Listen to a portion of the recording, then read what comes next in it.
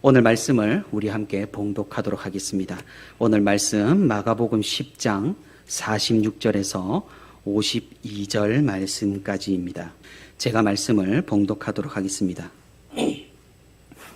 그들이 여리고에 이르렀더니 예수께서 제자들과 허다한 무리와 함께 여리고에서 나가실 때 디메오의 아들인 맹인 거지 바디메오가 길가에 앉았다가 나사렛 예수시란 말을 듣고 소리질러 이르되 다윗의 자손 예수여 나를 불쌍히 여기소서 하거늘 많은 사람이 꾸짖어 잠잠하라 하되 그가 더욱 크게 소리질러 이르되 다윗의 자손이여 나를 불쌍히 여기소서 하는지라. 예수께서 머물러 서서 그를 부르라 하시니 그들이 그 맹인을 부르며 이르되 안심하고 일어나라 그가 너를 부르신다 하매 맹인이 겉옷을 내버리고 뛰어 일어나 예수께 나아오거늘 예수께서 말씀하여 이르시되 내게 무엇을 하여 주기를 원하느냐. 맹인이 이르되 선생님이여 보기를 원하나이다. 예수께서 이르시되 가라 내 믿음이 너를 구원하였느니라 하시니 그가 곧 보게 되어 예수를 길에서 따르니라. 아멘. 네, 오늘도 이렇게 3일 되는 저녁에 주님과 함께 동행하기 위해 이렇게 수요 기도의 자리에 나온 우리 성도 여러분 진심으로 환영하고 또 축복합니다. 오늘 말씀을 듣는 가운데 또 우리가 기도 제목을 가지고 기도하는 가운데 하나님의 크신 위로와 은혜가 우리 모든 성도 여러분에게 충만히 있기를 소망하고 또 축복합니다. 저는 고등학교 시절에 정말로 하나님을 한번 만나보고 싶었던 그런 시기가 있었습니다. 저는 여러분들이 잘 알다시피 어릴 때부터 교회에서 자라왔고 교회에서 항상 성경과 말씀을 들었고 저에게는 교회가 곧 집이었고 놀이터였고 또 삶의 터전이었습니다. 그런 환경에서 자라다 보니까 자연스럽게 저는 학교에서 나누어주는 종이에 종교란에 기독교를 적게 되었고 부모님의 직업란에 목사님이라 적었고 저의 장래 희망란에는 목사라고 적었습니다. 중학교 때까지만 해도 그리 큰 의심은 없었습니다. 기도하라니까 기도를 했고 수련회 가라니까 수련회를 갔고 늘상 들어왔고 읽어왔던 성경 말씀이라 모든 것이 자연스러웠습니다. 서당계가 3년이면 풍어를 읊는다라는 그런 말이 있습니다. 저는 중학생 때 저보다 어린 친구들을 모아놓고 설교도 한번 해본 적이 있습니다. 물론 그 누구에게도 공인받은 것은 아니었지만 제가 한번 해보고 싶어서 했는데 그때 사람들에게 설교를 잘한다는 좋은 평을 받았던 기억이 납니다. 그런데 이렇게 자연스러웠고 너무나 당연했고 또 이대로 가기만 하면 평화로울 것 같은 제 신앙에 서서히 금이 가기 시작을 했습니다. 그 이유는 당연히 학교에서 배우는 많은 것들과 그리고 서서히 생각과 마음이 자라며 함께 커진 저의 자아 때문이었습니다. 사춘기를 지나며 자아가 자란다라는 것은 사실 세상적으로 본다면 굉장히 긍정적인 것으로서 자아 정체성을 갖추고 한 명의 성인으로서 이 세상을 감당할 책임 있는 사람으로 성장한다는 그런 의미일 것입니다. 하지만 그것을 성경적으로 풀어본다면 한 사람이 우주의 중심에 자신을 위치를 시키고 교만해져서 하나님 대신 자기가 인생의 주인이 되는 과정을 의미하기도 할 것입니다. 저는 그때 굉장히 혼란스러웠습니다. 교회에서 배운 것과 학교에서 배우는 것, 성경에 기록되어 있는 것과 다른 책에 기록되어 있는 것, 어느 것 하나 일치하는 것이 없었습니다.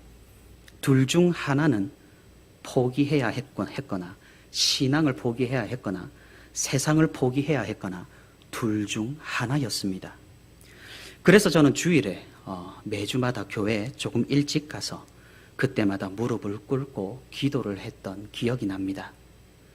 그리고 수련회를 가던 또는 기도회를 가지던 항상 이런 류의 기도를 드렸던 기억이 있습니다. 하나님, 제발 나에게 증거를 좀 달라고. 나에게 한 번만 나타나 주시면 안 되겠느냐고. 제가 정말로 믿을 수 있게 기드온에게도 그러지 않으셨냐고. 성경에서는 그렇게 많은 사람들에게 이적을 보여주시지 않으셨냐고. 한 번만 저에게도 보여달라고 정말 간절히 그런 기도를 드린 기억이 있습니다. 하지만 하나님께서는 끝내 나타나지 않으셨고 그렇게 제 신앙은 차갑게 식어만 갔습니다. 저는 지금 가끔 그런 생각을 해봅니다. 만약 그때 하나님께서 어떤 방법으로든 나에게 사인을 한번 보내주셨다면 나는 하나님을 잘 믿을 수 있었을까? 혹시 하나님께서는 나에게 사인을 보내주셨는데 내가 그것을 전혀 눈치채지 못한 것은 아닐까라고 말입니다. 우리는 그렇습니다. 우리는 믿기를 원합니다. 하나님의 살아계심을, 하나님의 존재하심을, 하나님의 역사하심을 믿기를 바랍니다. 하지만 이 믿음과 확신은 그렇게 간단한 것이 아니라는 것입니다. 신앙생활을 오래 했다고 하더라도, 모태신앙이라고 하더라도 순간순간의 의심은 계속해서 성도를 찾아옵니다. 고된 환경과 어려운 상황 가운데서 우리는 하나님의 도우심을 구해보지만 즉각적인 반응이 없는 경우가 많아 좌절을 맛보기도 합니다. 이 세상에 악이 창궐하는 그런 분노할 만한 장면을 목격하여서 하나님의 심판과 공의와 정의를 간절히 기도해 보지만 세상은 어제나 오늘이나 여전히 악한 그대로입니다. 이런 좌절과 실패의 상황을 몇 번 경험하다 보면 이제는 믿음이 서서히 이상하게 바뀌어 갑니다.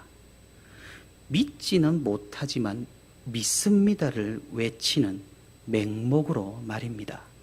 무언가 해결되지는 않았지만 일단 덮어놓고 믿습니다를 외치는 믿음입니다.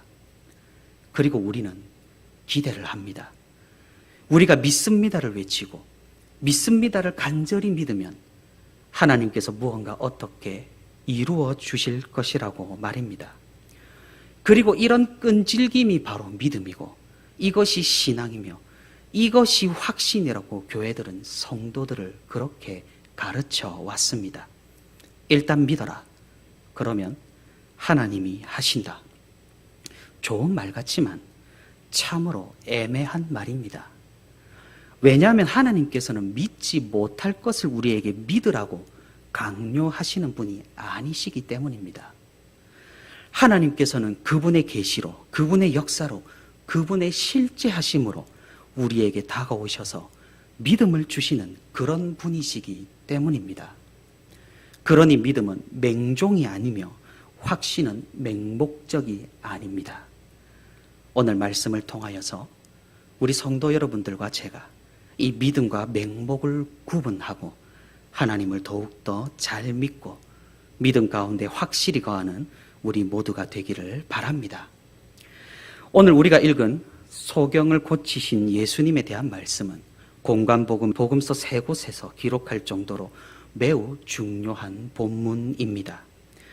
마태, 마가, 누가복음에서 동일한 사건을 동시에 평행하게 기록을 하고 있습니다.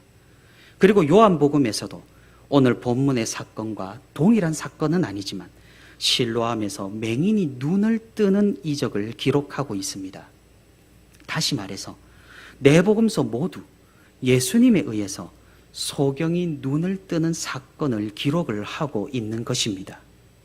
그 말인즉슨 예수님께서 소경을 고치시는 이 이적은 무언가 특별한 것이 있으며 우리에게 신유의 이적을 넘어 다른 것도 말을 해준다라는 사실입니다.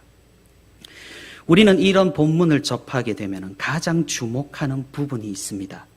그것은 이 소경, 바디메오의 믿음입니다. 믿습니다를 외치고 예수 그리스도를 외치고 다윗의 자손이라 외치는 이 소경의 참된 믿음입니다. 사실 그럴 만도 합니다. 왜냐하면 이 바디메오는 소경이었습니다. 눈으로 보는 것이 없었습니다. 모든 것을 귀로만 들었습니다.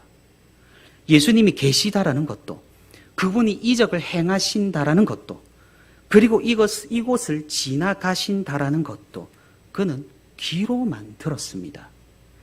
눈으로 보아도 믿기 힘들진데 그는 확신이 가득했습니다. 예수님이라면, 하나님의 아들이라면, 이 땅에 오신 그리스도시라면 내 눈을 뜨게 하실 수 있을 것이라는 그런 믿음이 있었습니다.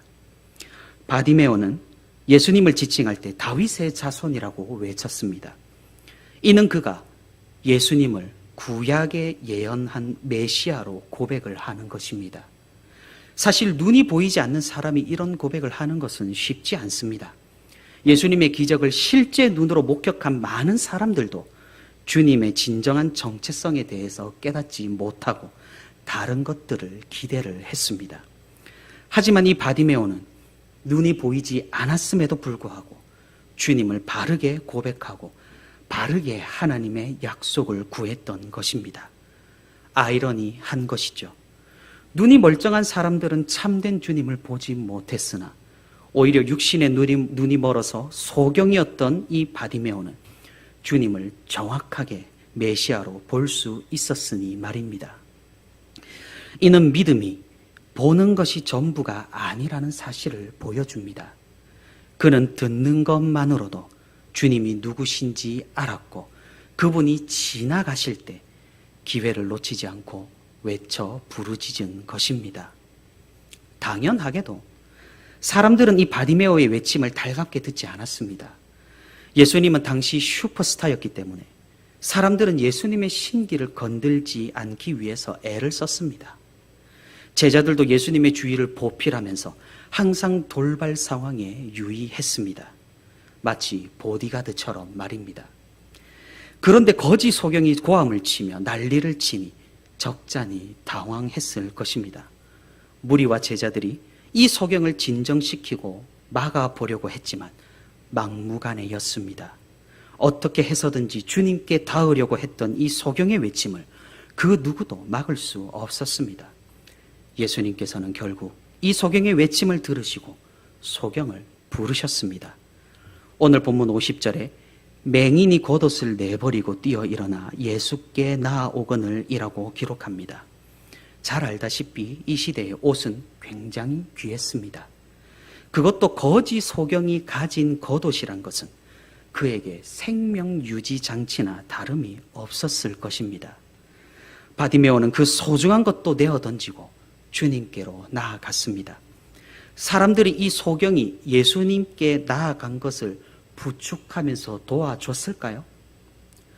복음서들에서는 그런 도움을 기록하고 있지는 않습니다. 그리고 아마 예수님을 귀찮게 한 사람이라 주위 사람들의 시선도 그리 달갑지만은 않았을 것입니다. 하지만 주위 사람들의 만류와 이런 부정적인 시선도, 그가 눈이 보이지 않는다라는 사실도, 자신에게 필수적이며 소중했던 그 겉옷도 그가 주님께 나아가는데 아무런 장애가 되질 않았습니다. 바디메오는 필사적이었습니다. 예수님께서는 51절과 같이 바디메오에게 물으셨습니다. 내게 무엇을 하여 주기를 원하느냐? 물론 예수님께서는 그의 바램과 소망을 아셨지만 그래도 바디메오의 입에서 믿음의 고백을 할 수 있도록 유도하셨습니다. 그의 대답은 너무나 간단 명료했습니다. 선생님이여, 보기를 원하나이다. 주님께서는 바디메오의 이 고백을 들으시고 이렇게 응답하셨습니다. 가라, 내 믿음이 너를 구원하였느니라. 그 즉시 바디메오는 눈을 뜨고 보게 되었습니다. 예수님께서 가라고 하셨지만 이 바디메오는 예수님을 떠나지 않았습니다. 길에서 계속해서 하나님을 찬양하며 주님을 뒤따랐습니다. 그는 육신의 눈이 고침을 얻어 볼 수 있게 되었지만 덩달아 주님을 만남으로써 영적으로도 매우 건강해졌던 것입니다. 주님의 인치심으로 그의 믿음을 인정해 주심으로 바디메오는 구원의 기쁨을 맛보았던 것입니다. 이는 곧 제자도로 이어졌습니다. 자기 살 길을 찾아 떠나는 것이 아니라 그가 제자로서 주님을 뒤따르기 시작했습니다. 사랑하는 성도 여러분, 어떻습니까? 이 바디메오의 믿음이 그를 어떻게 변화시켰는지, 이 바디메오의 믿음이 어떤 결과를 불러왔는지 우리는 이 이야기를 통해서 큰 감동과 도전을 받습니다. 믿음으로 바디메오는 자신이 원하는 것을 얻었으며 믿음으로 외치고 두드리고 구하고 부르짖음으로써 주님의 시선을 돌리는데 성공했습니다. 그리고 우리는 이 사건을 보면서 우리도 마찬가지로 어떤 장애가 있든지 어떤 어려움이 있든지 주님을 끝까지 부르짖으며 메어 달리면 주님께서는 우리를 봐주시고 역사하시고 우리와 함께 해주신다고 그런 교훈을 얻습니다. 그런데 우리가 생각을 좀 깊이 해봐야 하는 부분이 있습니다. 그것은 우리가 이 거지 소경의 이야기를 들으며 쉽게 간과하는 부분입니다. 과연 이 사건에서 가장 핵심적인 내용이 바디메오의 믿음뿐일까요? 단지 믿음이 그를 구원한 것이고 그가 외침으로써 예수님을 불러온 것이고 그가 간절함으로 하나님의 긍휼을 일으킨 것일까요? 우리는 오늘 본문을 통해 이렇게 생각을 하곤 합니다. 믿습니다를 외치고 간절히 구하면 하나님께서는 들어주신다. 마치 우리에게 모든 것이 달려있고 우리가 어떻게 잘해야지만 하나님이 들어주시고 우리의 믿음이 충만해야지만 하나님께서 움직이신다는 그런 생각을 한다는 사실입니다. 우리가 간과하고 있는 것은 무엇입니까? 우리가 놓치고 있는 것은 무엇입니까? 그것은 바디메오의 믿음과 더불어 또 다른 핵심적인 내용입니다. 그것은 하나님의 뜻, 하나님의 의지, 하나님의 계획, 하나님의 섭리입니다. 우리는 바디메오가 예수님을 움직였다고 생각하기 쉽습니다. 그의 부르짖음으로, 그의 믿음으로, 그의 메시아적 고백으로 주님의 귀에 들었고 주님의 눈에 보여졌으며 그래서 주님께서 그에게 찾아오셨다고 말입니다. 하지만 정말입니까? 아닙니다. 그것만 있는 것이 아닙니다. 이 사건은 주님께서 바디메오를 고치시겠다는 의지와 뜻이 있었기에 가능했던 일이라는 사실입니다. 하나님께서 미리 예비하시고 사람들에게 이 이적을 보이시겠다는 계획과 섭리로 인해 일어난 일이라는 사실입니다. 앞서 소경이 눈을 뜨는 사건은 복음서 4곳 모두 기록되어 있다고 말씀을 드렸습니다. 복음서 기자들이 이 사건을 중요하게 생각을 한 것이고 하나님께서도 이 이야기를 믿는 자들 누구라도 알 수 있도록 중요하게 기록한 본문이라는 것입니다. 왜 그렇습니까? 우리가 구약 성경을 아무리 찾아봐도 소경이 눈을 뜬 이적을 찾아볼 수 없기 때문입니다. 그 방대한 기적과 이적의 역사 중에 있을 법하지만 없다는 사실입니다. 소경이 눈을 뜨는 이 사건은 메시아적이고 그리스도적인 이적이라는 것입니다. 예수님께서 하나님의 아들 되심, 구약에서 예언된 메시아이심을 분명하게 보여주는 이적인 셈입니다. 이 본문은 예수님께서 예루살렘으로 올라가시기 직전의 시간에서 기록하고 있습니다. 앞서 공생의 기간에도 아마 예수님께서는 소경을 만나시고 기적을 베풀어 주셨을 것입니다. 그런데 굳이 수많은 신유의 이적과 함께 기록을 하질 않고 왜 하필 예루살렘으로 올라가기 직전에 만난 이 바디메오가 눈을 뜬 이 이적이 이렇게 중요하게 기록이 되어 있을까요? 주님께서 예루살렘에 올라가시기 직전까지 사람들은 예수님을 오해했습니다. 구원의 메시아가 아닌 힘의 메시아로 말입니다. 이제 예루살렘에서 예수님의 능력으로 정권을 잡고 강대한 이스라엘을 이룰 것이라는 그런 기대를 예수님에게 했던 것입니다. 주님께서는 그런 사람들의 몰이해와 오해를 바로 잡으시기 위해 이 소경을 만난 것입니다. 이사야 29장과 35장에 기록된 대로 메시아의 그날이 오면 소경이 눈을 뜬다는 그 예언의 말씀을 지금 이루신 것입니다. 무슨 말입니까? 이 사건은 오직 바디메오의 믿음이 그를 구원한 측면만 있지 않다라는 것입니다.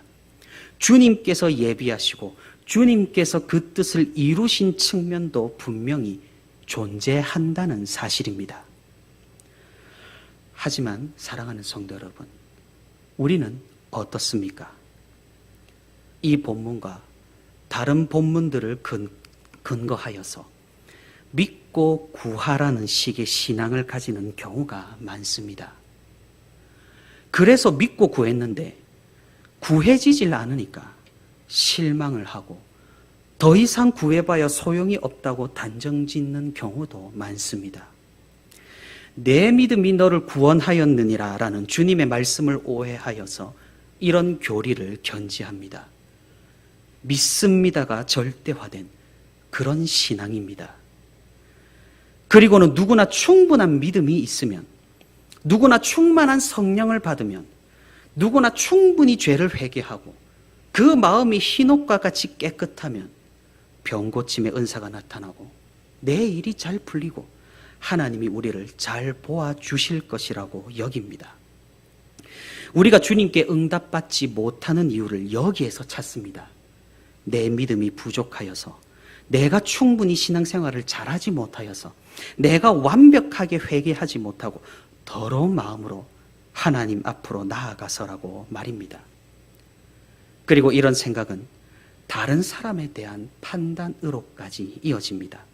구하라, 그리하면 주실 것이다 라고 말씀하셨는데 그 사람은 받질 못했으니 믿음이 없거나 부족한 것이라고 말입니다. 그리고 이런 생각에는 치명적인 함정이 숨어 있습니다.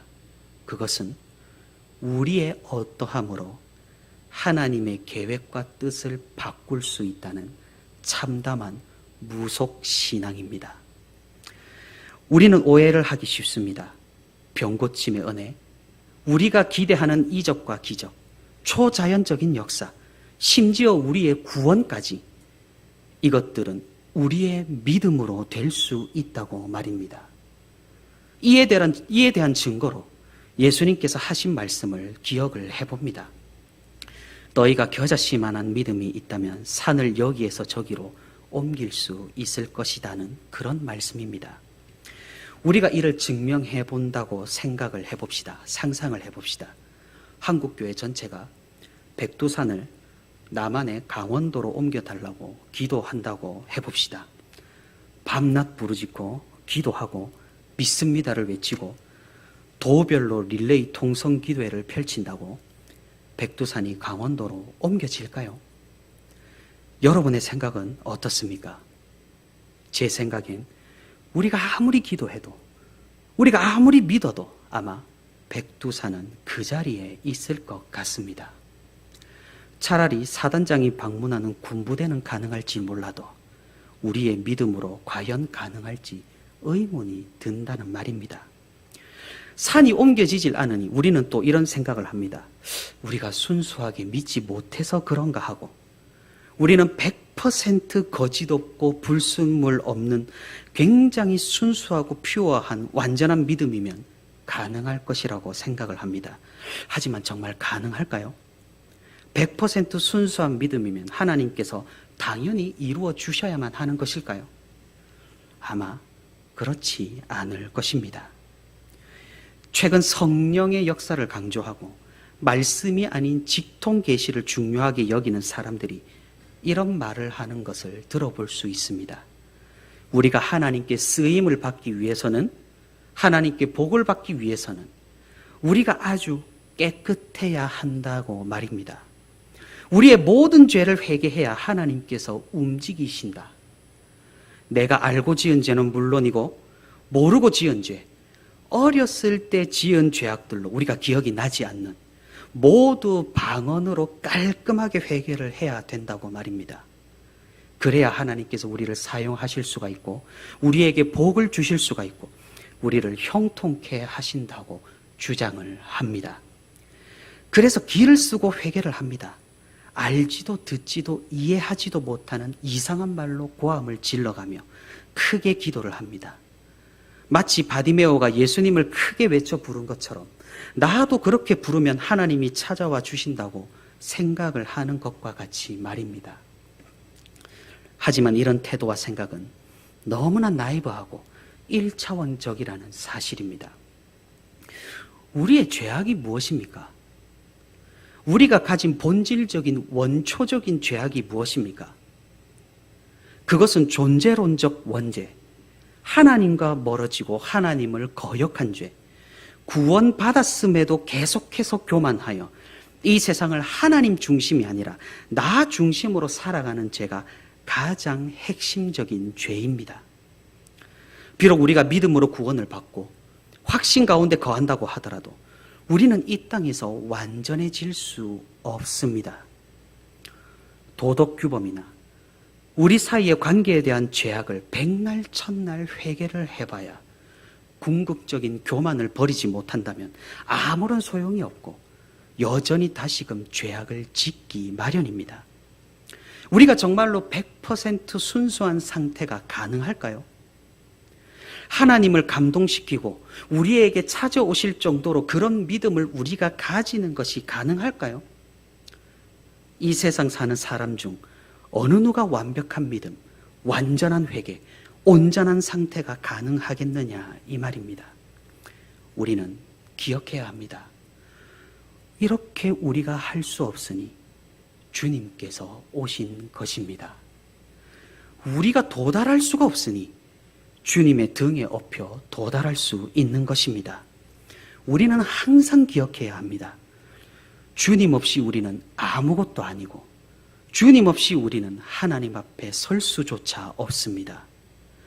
주님께서 우리 앞에서 모든 것을 막아주시고 계신다라는 사실을 우리는 분명히 기억할 필요가 있는 것입니다. 그 주님으로 우리는 완전해지고 온전해지며 죄가 없는 상태로 여겨지는 것입니다. 그런데 그 주님을 옆으로 제쳐두고 내가 순전해질 수 있다고 생각하는 것은 너무나 큰 오산이라는 사실입니다. 그러니 우리는 신중해야 합니다. 우리의 바람과 간절한 소망과 우리의 믿음이 기도대로 이루어지지 않는다고 해서 우리가 부족한 것이 아닐 수도 있다는 사실입니다. 우리가 어떤 것을 위해 기도를 했을 때 이루어지지 않는다고 우리의 믿음이 없거나 믿음이 부족한 것이 아닐 수 있습니다. 다시 말해서 신유의 기적을 위해 그렇게 기도했지만 병이 낫지 않는다고 믿음이 없거나 기도가 부족하다거나 우리가 어딘가 모자라서 그렇다고 단정 지을 수 없다는 사실입니다. 우리가 정말 순수하게 어떤 다른 욕망이 아니라 믿음으로 기도하고 구하고 아뢰었는데 그것이 이루어지지 않을 수도 있다는 말입니다. 왜 그렇습니까? 왜 우리가 믿음으로 백두산을 옮겨오지 못하는 것입니까? 그것이 하나님의 뜻이 아닐 수 있기 때문입니다. 그것이 하나님의 계획에 들어있지 않기 때문입니다. 그것이 하나님의 섭리 가운데 속해 있지 않기 때문입니다. 하나님께서는 우리보다 더 넓고 더 크고 더 길게 보시는 분이십니다. 우리에게는 당장 이것이 좋아 보인다고 할지라도 하나님께서는 우리에게 궁극적으로 무엇이 좋고 옳은지 절대적으로 아시는 분이십니다. 그런 하나님께서 우리의 소원과 방향과는 다른 계획과 뜻을 가지고 계시기 때문에 이런 일들이 일어나는 것입니다. 우리는 반드시 명심해야 합니다. 우리의 믿음만으로는 역사가 일어나질 않습니다. 우리의 믿음은 절대적이지 않습니다. 우리의 믿음은 도구일 뿐입니다. 구원의 영역에서도 마찬가지입니다. 조직신학적으로 구원에 대해서 풀어보면 구원의 동력이는 하나님의 사랑입니다. 구원의 진료인은 예수 그리스도의 공로입니다. 구원의 도구인이 바로 우리의 믿음입니다. 다시 말해서 구원에 있어서 우리를 구원하신 동기는 하나님의 사랑이고 구원을 실제로 이루는 재료, 진료는 예수 그리스도께서 행하시고 당하신 순종의 공로입니다. 삼위 하나님께서 다 만들어 주신 것을 우리는 숟가락으로 구원을 떠먹는 것입니다. 이 숟가락이 바로 우리의 믿음입니다. 구원을 우리에게 전가시키는 도구로서의 믿음입니다. 그러니 우리의 믿음은 필수적이지만 절대적인 것이 될 수 없습니다. 그럼 무엇입니까? 하나님의 뜻과 하나님의 섭리와 하나님의 계획이 우리의 믿음과 일치할 때 역사는 일어납니다. 하나님의 뜻이 우선이고 예수 그리스도께서 메시아적 이적으로 소경의 눈을 뜨게 하시고자 하시는 그 의지가 우선이었던 것입니다. 하지만 우리는 너무나 쉽게 이 하나님의 뜻을 간과하고 우리의 믿음만을 보고 우리의 믿음을 절대적으로 생각하게 됩니다. 왜 그렇습니까? 다른 것들은 모두 외부에서 일어나는 일인데 이 믿음만큼은 아무리 생각해도 내가 믿는 것이고 내가 쌓은 것이고 내가 이룬 것처럼 느껴지기 때문입니다. 믿음은 점점 나 자신의 공로가 되어가고 나의 이력서가 되어가고 나의 커리어가 되어가는 것입니다. 아니 그러면 하나님의 뜻이 그렇게 중요하다면 예수님께서 말씀하신 겨자씨만한 믿음이 있다면 산을 옮길 수 있다는 그 말씀은 어떻게 된 것일까요? 그리고 오늘 본문 조금만 뒤로 눈길을 돌려보면은 예수님께서 무화과 나무를 말라 죽게 하신 뒤에 이렇게 말씀하신 것을 볼 수가 있습니다. 11장 21절부터 하나님을 믿으라 내가 진실로 너에게 이르노니 누구든지 이 산도로 들리어 바다에 던져지라 하며 그 말하는 것이 이루어질 줄 믿고 마음에 의심하지 아니하면 그대로 되리라. 예수님의 말씀을 곧이곧대로 받아들인다면 정말 믿습니다를 외친다면 이루어진다고 보입니다. 긍정의 힘이 정말로 있기라도 한 듯 예수님께서는 그것을 강조하고 있는 것처럼 보입니다. 하지만 우리는 간과해서는 안 됩니다.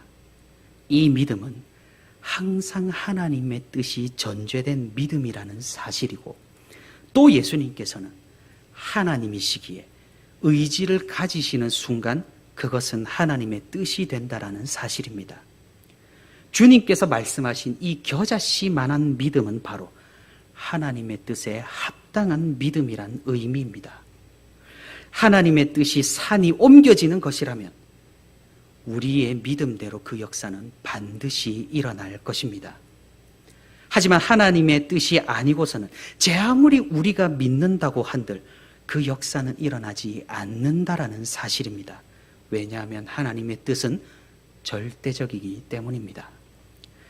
우리들 사이에 그리고 한국 교회에 이런 하나님의 뜻을 간과하고 우리의 믿음으로 무엇을 이룰 수 있다는 샤머니즘이 알게 모르게 녹아 있습니다.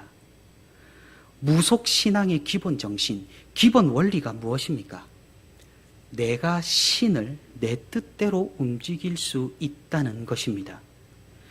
끈질기게 빌든 감동을 주든 협박을 하든 회유를 하든 어떻게 하든 말입니다. 이런 원리는 한국 무속신앙뿐만 아니라 전 세계 우상에게 해당하는 원리입니다. 그래서 사람들을 그렇게나 자신의 소원을 빌며 재물을 가져다 바치고 신에게 극도의 감동을 주기 위해서 인신공양, 자녀의 목숨까지 바치는 끔찍한 짓을 저질렀습니다. 그런데 우리에게 이런 정신이, 이런 원리가 은근히 뿌리 있게 박혀 있다라는 것입니다. 초신자야 세상을 벗어난 지 오래되지 않았기 때문에 하나님을 이런 식으로 오해할 수가 있습니다. 하지만 교회를 오래 다녔다고 여겨지는 신앙인들에게도 이런 생각이 은연중에 깔려 있다라는 사실입니다. 하나님을 감동시켜라. 하나님의 마음을 돌려라. 하나님과 모종의 거래를 하라. 이런 생각들 말입니다. 하나님, 내가 이것저것을 지키고 바치고 드릴 테니 이것 좀 해결해 주시옵소서. 철야 기도를 하면 하나님께서 더 잘 들어주실 것이다. 우리는 은연중 이런 생각, 이런 기도를 많이 하는 것 같습니다. 구약 성경을 보면 모종의 하나님과 이스라엘 백성들 사이에 거래가 등장하는 것 같습니다. 그래서 우리는 하나님과 거래를 시도하는 것인지도 모르겠습니다. 이런 거래는 이스라엘 백성들이 출애굽하고 난 뒤 광야에서, 그리고 이스라엘의 왕들에게서, 그리고 또는 선지서에서, 즉 구약 성경 전반에 자주 등장하는 것을 우리가 살펴볼 수가 있습니다. 너희가 내 말을 잘 지킨다면 너희는 내 백성이 되고 나는 너희의 하나님이 될 것이다. 내 율법을 지키라. 그리하면 너희는 이 땅에서 형통할 것이고 장수하리라. 이런 말씀들을 말입니다. 하지만 우리는 그것이 정말 거래인지 유심히 살펴봐야 합니다. 왜냐하면 그것은 거래처럼 보이지만 전혀 거래가 아니기 때문입니다. 거래라는 것은 쌍방 간의 약속이고 양측의 이익을 도모하기 위한 일종의 주고받는 행위입니다. 그런데 구약에서 하나님과 이스라엘 백성 사이에서 이 쌍방 간의 약속이 지켜졌습니까? 양측이 모두 기대하는 이익을 얻는 그런 결과가 나타났는가 이 말입니다. 전혀 그렇지 않습니다. 이것은 일종의 불평등 계약에 가깝습니다. 이스라엘 백성들은 끊임없이 하나님과의 약속을 깨뜨렸습니다. 거래가 파기된 것이죠. 하지만 어떻게 됩니까? 신실하신 하나님께서는 그 약속을 끝까지 저버리지 않으셨습니다. 일방적으로 그 거래를 이루시고 그 약속을 지키신 것입니다. 그래서 우리는 이를 언약이라고 부릅니다. 그리고 우리는 이를 은혜라고 부릅니다. 그래서 우리는 하나님을 신실하신 하나님이라 찬양합니다. 우리가 하나님께서 요구하시는 것들을 충족시키지 못한다고 할지라도 하나님께서는 우리를 불쌍히 여기시고 긍휼히 여기셔서 믿음이라는 도구로 우리에게 그 약속을 실현시키시는 것입니다. 이것이 바로 구약에 등장하는 언약이고, 이 흐름이 신약의 그리스도에게서 절정을 이루고 이 언약이 오늘날 우리에게까지 이어지는 것입니다. 그러니 우리는 하나님과 거래하는 것이 아닙니다. 우리의 어떠함으로 하나님의 뜻을 바꿀 수 있는 것이 아닙니다. 신실하신 하나님을 믿음으로 잠잠히 하나님께서 채워주시고 인도해 주시고 이끌어 주실 것을 신뢰함으로 살아내는 것이고 견디는 것이고 주님을 붙잡는 것입니다. 하지만 우리는 잘못 생각하죠. 내가 하나님의 뜻을 바꿀 수 있다고, 내가 하나님의 결정을 뒤집을 수 있고, 내가 기도하고 믿고 간구하면 하나님을 감동시켜서 무언가 다른 결과를 이끌어낼 수 있을 것이라고 말입니다. 이런 생각이 바로 우상적인 생각이며 자기 자신을 또 다른 신으로 여기는 생각이며 선악과의 죄악이 이어지는 우리의 죄성입니다. 예를 하나 들어보겠습니다. 우리는 매주일 하나님께 헌금을 합니다. 이 헌금을 우리는 어떤 목적으로 드리고 있습니까? 저는 예전에 신기한 경험을 한 적이 있습니다. 어릴 때부터 교회 다닌 성도분들이라면 아마 이런 경험을 하셨을 수도 있겠습니다. 때는 중학생이었던 것으로 기억을 합니다. 헌금을 내려고 했는데 주머니에서 나오는 돈이 5,000원권밖에 없는 겁니다. 2,000원을 내야 되는데, 내가 원래 주정 헌금 2,000원씩 내는데 학생인 나에게 5,000원 헌금은 너무나도 큰 지출이었던 것이죠. 그런데 뭐 어쩌겠습니까? 헌금하면서 3,000원을 거스를 수도 없고, 또 5,000원을 내고 선생님께 3,000원 거슬러 주세요 할 수도 없는 노릇입니다. 목사들 체면에 그러면 말이 아니었습니다. 머뭇거리다 이내 굉장히 큰 결심을 했습니다. 그래, 하나님께서 채워주시겠지. 그렇게 설교를 들어왔고 또 그렇게 생각을 해왔으니 아깝다라는 생각이 조금은 들었어도 담대하게 5,000원을 헌금함에 넣고 뿌듯했던 기억이 있습니다. 그런데 집에 오니까 희한한 상황이 벌어지는 것입니다. 평소에 정기적으로 용돈을 받는 나에게 어머니께서는 용돈 외에 돈을 잘 주시지 않으시는 분이셨는데, 특별히 오늘 잔돈이 남는다며 5,000원을 용돈으로 더 주시는 것이 아니겠습니까?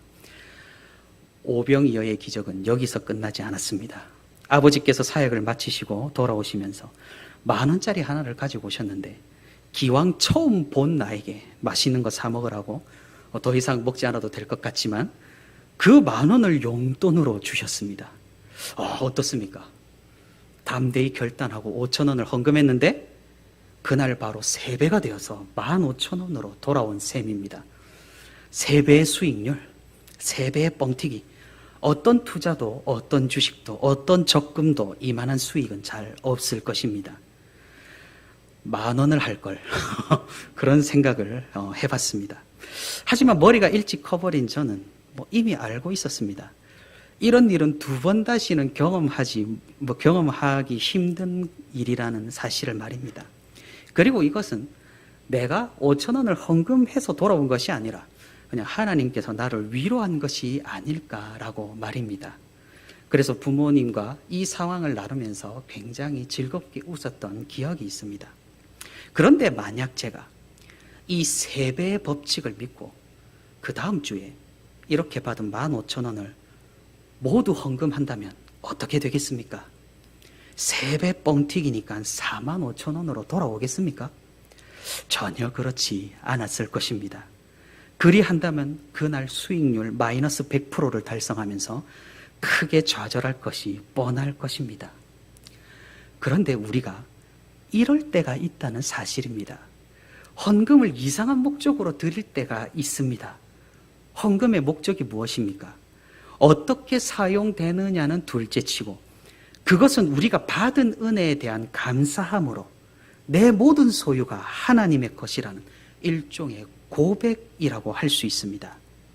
하나님께서는 야박한 분이 아니십니다. 너를 만드신 창조주께 모든 것을 바치라고, 너의 목숨과 마음과 생명과 재산 모두를 바치라고 성경 곳곳에 말씀해 놓고서는 정작 우리에게 11조를 내면은 인정을 해주시는 그런 분이십니다. 우리가 헌금을 하는 목적은 간단 명료합니다. 그것은 감사함입니다. 아무나 헌금으로 감사를 표현하지 못합니다. 진정으로 하나님의 살아계심을 믿는 자만이, 그리고 그 구원의 은혜를 누리고 느끼는 자만이, 그리고 모든 것이 하나님께 속해 있음을 깨달은 자만이 감사함으로 헌금을 할 수가 있습니다. 그런데 감사함 없이도 헌금하는 사람들이 있다는 말입니다. 그것은 하나님께 재물을 바치는 겁니다. 몇배 뻥튀기를 기대하고 몇 퍼센트 수익률을 기대하며 헌금을 하는 것입니다.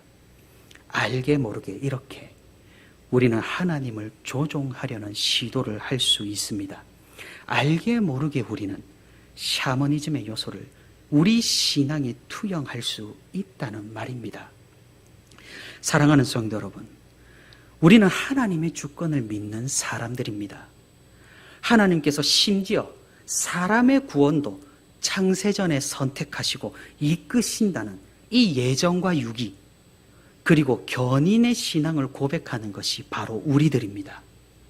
그런 신앙을 가진 우리가 하나님을 조종하고 하나님의 뜻을 바꾸고 하나님의 섭리를 돌린다는 것은 가당한 생각이 아닐 겁니다. 우리는 그 주권 앞에, 그 전능 앞에, 그 절대성 앞에 엎드릴 뿐이고 무릎 꿇을 뿐이고 경배를 드릴 뿐입니다. 그런데 이렇게 말씀을 드리면 반문하시는 분이 계실지 모르겠습니다. 그렇다면 우리가 바꿀 수 있는 건 없는 건가요? 그럼 대체 기도는 왜 하는 걸까요? 모든 것이 정해져 있다면 전도를 해봐야 소용없는 것 아니냐는 말입니다. 기도에 대해서는 제가 새벽의 시간에 몇 차례 말씀을 드렸습니다. 기도는 내 뜻을 하나님께 관철시키는 작업이 아니라 하나님의 뜻에 내 뜻을 맞추는 작업이라고 말입니다. 그리고 기도는 내가 지어내고 내가 만들어낸 아무런 약속이나 아무런 소원을 하나님께 아뢰는 것이 아니라 하나님께서 이미 말씀을 통해 하신 그 약속, 그 언약을 우리에게 이루어 달라고 간구하는 것이라고 말입니다. 전도에 대해서도 마찬가지입니다. 우리로서는 알 수가 없는 것이죠. 우리는 서로도 알 수가 없습니다. 누가 선택을 받았고 누가 유기이 되었는지를 말입니다. 이를 판단하시는 분은 오직 하나님 한 분이십니다. 구원에 있어서 절대적인 판단을 하시는 분은 하나님이시란 사실입니다. 그러니 우리는 겸손하게 복음을 전하는 사명을 감당할 뿐입니다. 우리는 복음의 도구로서, 복음의 전달자로서, 복음의 최종의 요원으로서 이 역할을 감당할 뿐입니다. 이 모든 역사는 성령님의 감동으로 하나님께서 일으키실 것입니다.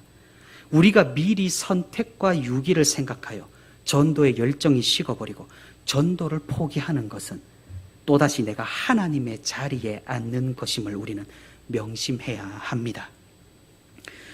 우리가 하나님에 대해 무언가 바꿀 수 있다고 여기는 것은 잘못된 생각입니다. 우리가 바꾸어야 하는 것은 바로 우리의 생각입니다. 우리는 틀리고 하나님이 맞기 때문입니다. 그러니 하나님의 뜻에 우리를 맞춰야 하는 것입니다.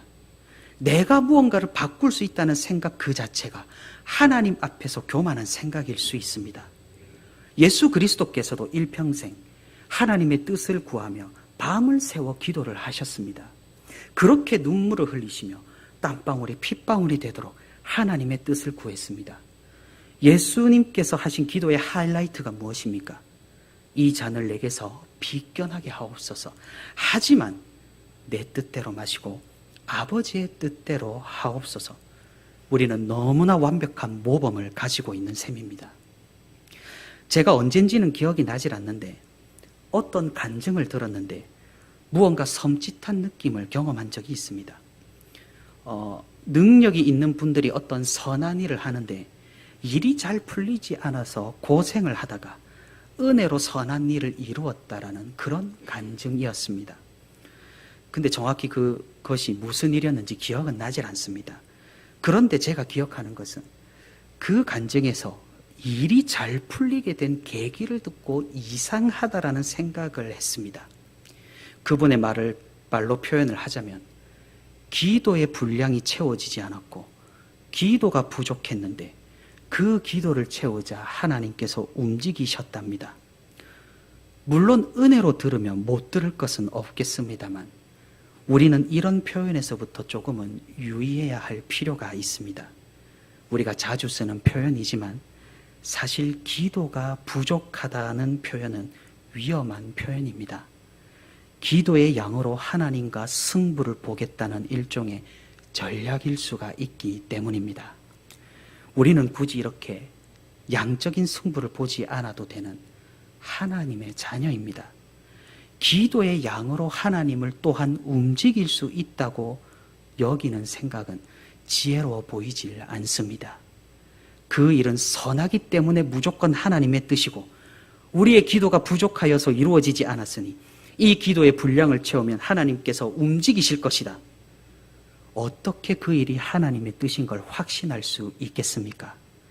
우리는 그 일이 이루어지기를 많은 시간을 기도하기 전에 가장 먼저 이 일이 하나님의 뜻인지를 구해야 할 것입니다.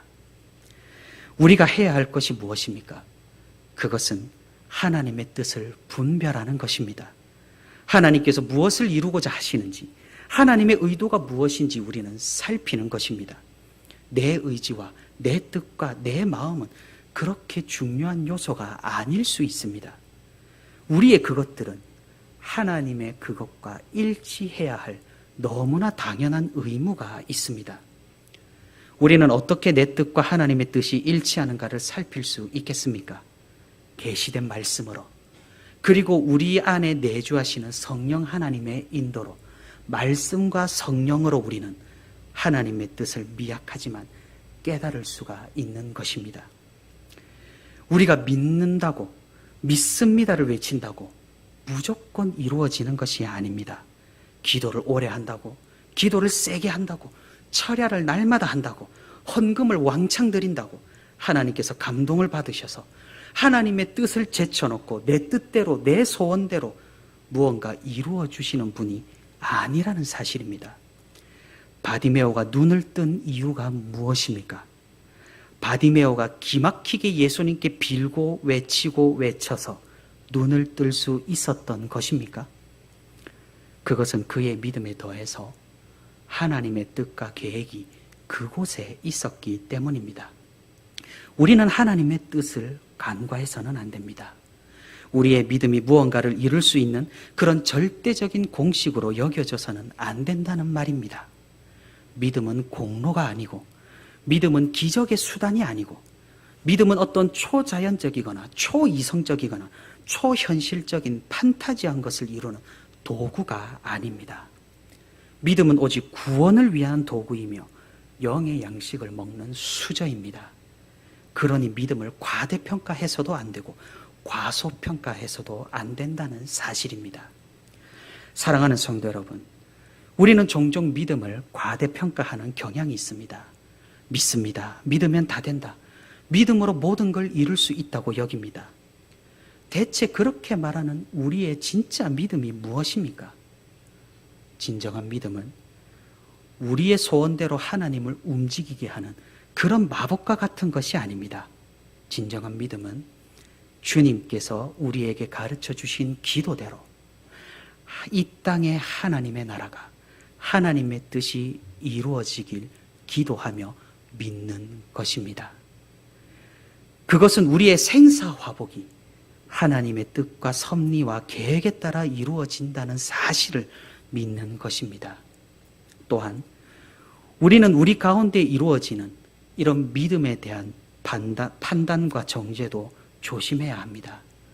우리의 기도가 이루어지지 않는다고 해서 섣불리 믿음이 부족하다, 믿음이 없다, 믿음이 순수하지 못하다는 평가를 해서는 안 되는 것이죠.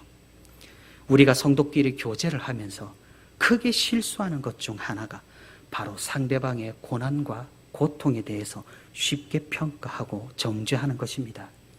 고난과 고통은 분명한 이유가 있습니다. 하지만 우리가 그 이유를 알지 못하는 경우가 굉장히 많습니다. 하나님께서 그 고통과 고난을 통해서 그 성도를 어떻게 이끄실지 우리는 정확하게 알지 못하기 때문입니다. 만약 인간의 고난과 고통의 원인이 정말로 불신앙과 믿음의 부족 때문이라면 예수님의 십자가를 우리는 어떻게 해석해야 하겠습니까?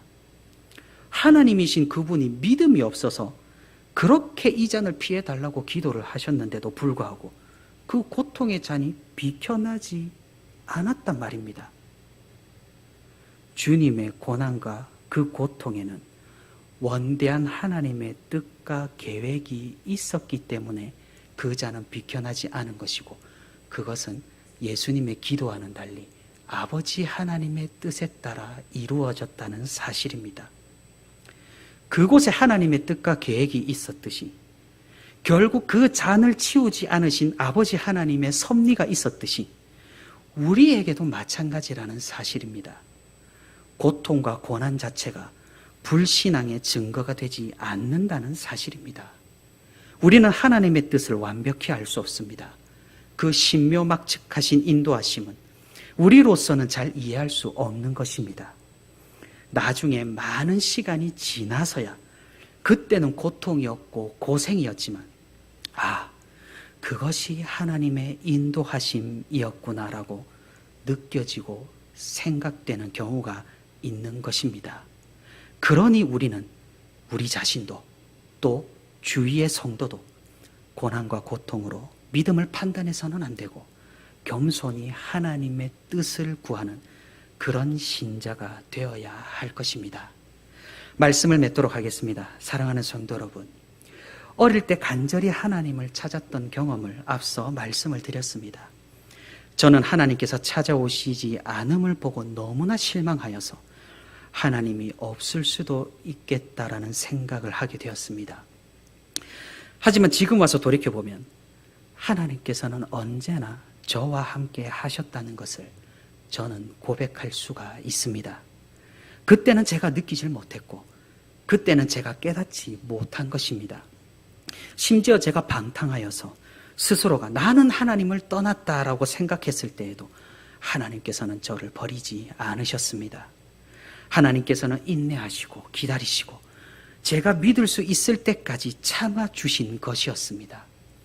그리고 언제나 나의 길을 인도하셨고 내가 소경이 되어서 이리저리 길을 잃고 헤맬 때에도 하나님께서는 저를 잡아주셨다라는 사실입니다. 시간이 지나 하나님께서는 너무나 분명하게 저를 찾아와 주셨습니다. 말씀으로, 눈물로, 내 모든 지성과 이성과 내가 배우고 깨달은 모든 것을 뛰어넘는 초이해로 나를 찾아와 주셨습니다. 제가 깊게 깨달은 것은 바로 하나님의 사랑이었습니다. 다른 것이 아니었습니다. 날카로운 이성, 치밀한 변론, 빈틈없는 지식 아닙니다. 그것은 나를 향하는 하나님의 일방적인 사랑, 일방통행인 은혜, 나를 위해서 아직도 저 하늘에서 변호하시느라 애를 쓰시는 그리스도의 크신 사랑이었습니다. 이를 깨달은 것이 바로 믿음이라 저는 감히 확언합니다. 믿습니다를 외치는 것이 믿음이 아닙니다. 하나님을 내 마음대로 조정해 보겠다고 애쓰는 것이 신앙생활이 아니라는 것입니다. 일방적인 사랑과 은혜에 감사함에서 나오는 삶의 모든 행동이 바로 믿음이며 신앙생활입니다. 이 믿음이 있는 성도는 나의 뜻보다 하나님의 뜻을 먼저 생각하게 됩니다. 이 확신이 있는 성도는 나의 이러저러함보다 하나님 나라의 이모저모를 먼저 고려하게 됩니다. 그리 아니하실지라도 저는 이 말이 우리 신앙생활을 가장 잘 나타내는 표현이고 하나님의 뜻을 인정할 줄 아는 진정한 신자의 고백이라고 생각합니다. 내 믿음으로 내 뜻을 관철시켜 하나님을 조종하는 것이 아니라 내 뜻은 이러하지만 하나님의 뜻을 더욱 존중하는 것, 그리고 하나님의 뜻대로 이루어 달라는 기도가 주님께서 하셨고 또 우리에게 가르쳐 주신 기도며 우리가 가져야 할 신앙의 모습이라는 것, 그것이 우리가 늘상 해야 할 고백입니다. 우리가 맹목적 신앙이나 맹종이 아니라 참된 믿음을 가지고 참된 기도를 할 수 있기를 바랍니다. 하나님의 주권과 하나님의 계획과 섭리를 우리가 인정하고 이해하며 우리가 아니라 하나님이 항상 옳으시다라는 사실을 깨닫고 언제나 겸허히 하나님의 뜻을 구하는 우리 모두가 되기를 바랍니다. 우리가 그리한다면 하나님께서는 반드시 우리를 선한 길로 인도하실 것입니다. 비록 우리의 상황과 환경과 처한 실제가 만족스럽지 못하고 아픔이 있고 병마와 싸우며 힘든 날들이 지속된다고 할지라도 하나님께서는 이 모든 것들을 통하여 선을 이루시고 우리를 바른 길로 인도하고 계신다는 이 사실을 믿으며 우리가 믿음으로 신앙으로 주님께 나아간다면 하나님께서는 반드시 우리를 그 깊으신 뜻과 섭리 가운데로 인도해 주실 것입니다. 그 선하신 인도를 믿으며 오늘도 주님께 기도하며 간구하며 겸손히 그 앞에 엎드리는 저와 부천시민교회 모든 성도가 되기를 소망합니다.